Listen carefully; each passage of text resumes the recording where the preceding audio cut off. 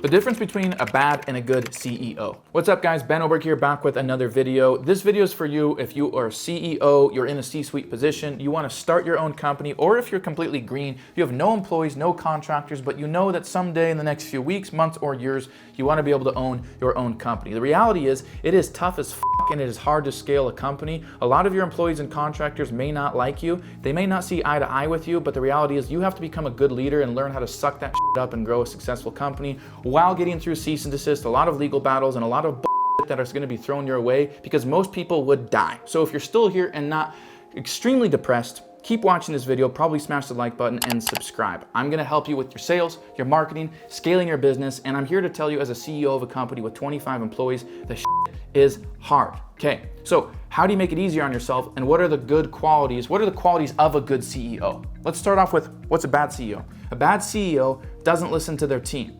They are too stubborn to get out of their own way, and they are not adaptable, okay? You have to listen to your team, you have to be adaptable, and you have to possess leadership qualities. That doesn't mean you need to think you're a naturally born leader or something like that, but the reality is you need to lead by example. If you don't show up for your own company, your employees and contractors are not gonna show up for you. If you don't care about your own company, your employees and contractors are not going to care about your own company or your prospects or your customers. So, step one is lead by example. Lead your team the way that you want them to lead your prospects and customers. Show up to meetings. Make sure that you're in good spirits. Don't bring external negative energy that has nothing to do with your business into communicating and working with your team. That is super bad, and it's going to drain people, and it's going to cause them to not be motivated to do work with you and for your clients, for your customers, okay? The next thing is you have to be adaptable. Marketing is going to constantly change. Team members can change. The environment in which you do business can change. The products or services that you sell might become irrelevant or need to be changed. And a lot of CEOs will end up being very egotistical and they go, no, we're the best, or we don't need to do that. And then all of a sudden they become 5 years outdated and they lose their business. So just be willing to be open to ideas, be adaptable.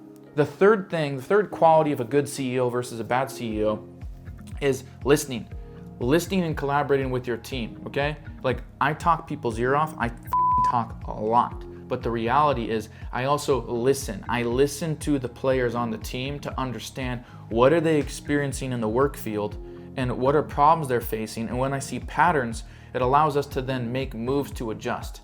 If I think that I am the only opinion that matters, or it's always my word against everybody else's and that I'm always right, the business is gonna die. It's not gonna be as efficient as it could be. And one of the things that I've learned being in business for 5 years and 8 days now is that it's really important to listen to your team members, because a lot of times that communication amongst team members, whether it's your CMO, your CEO, your COO, your CFTPO, your ADHD, whatever, when you listen to them, you're able to put things into practice in the business that end up scaling it, okay? And as a CEO, that is really, really, really important. Am I making sense so far? If I'm making sense so far, just please comment yes. I wanna make sure that you guys are still with me. Now, in just a little bit here, I'm gonna give you the number one tip that has allowed me to scale from $30,000 a month to over $300,000 a month in a really short period of time. Make sure to smash that like button and subscribe if you haven't already done so.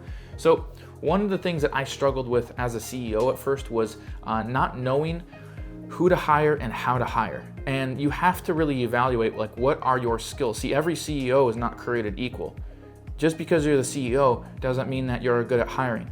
Doesn't mean that you are the best at communicating. You usually have a certain set of skills, and that's the lane that you need to continue occupying as a CEO. You're a visionary. It's your goal to direct where the ship needs to sail. You're the captain, right? You need a team, though, to be able to sail that ship in the direction it needs to go and in the most efficient manner possible, which brings me to the number one secret that will allow you to scale your business with record-breaking numbers, okay? Hiring and delegation. You need to be able to hire correctly, and you need to be able to delegate. Too many CEOs see a problem and they want to solve it themselves. But because they're too proud, too egotistical, and they have that mindset of, if you want it done right, you might as well do it yourself, they stay small and they're not able to scale their business. The more and more you take on and pack your schedule, the less efficient your day becomes. And the more problem it actually creates in scaling. You need to be able to learn to delegate. So one of the things that I noticed is I'm not the guy to conduct interviews and hire. Somebody else on the team is. Usually that'll be the COO. The COO manages projects, manages the team, keeps everything in accordance and compliance. They're making sure that all the team members sailing that ship are doing what it is they're supposed to do, putting the sails up, swabbing the deck, doing whatever people do on a ship, okay? That COO a lot of times does the hiring. Make sure that this is a good candidate, gets the post out there, or they delegate getting the post out there. They vet that potential hiree, they get them hired, get them integrated, get them on board, get them working, right? That's not my role. That's usually not a CEO's role, but it is something you have to have the awareness of attracting people into your business that know how to hire. And secondly, you need to know how to delegate. If you don't know how to delegate, then again, your schedule gets packed and you're not able to scale. So being able to delegate and create SOPs, standard operating procedures that other people can follow on the team is super important. You have to know, and this is what it comes down to, simply just know your lane, know the things you're best at, and delegate the rest. If you start doing that, you're gonna open up more freedom of time in your schedule. You're gonna be able to go back to doing what you do best as a CEO, being at the helm of that steering wheel and sailing your business in the right directions. Ben Oberg here. Smash that like button, subscribe. We'll see you in the next video.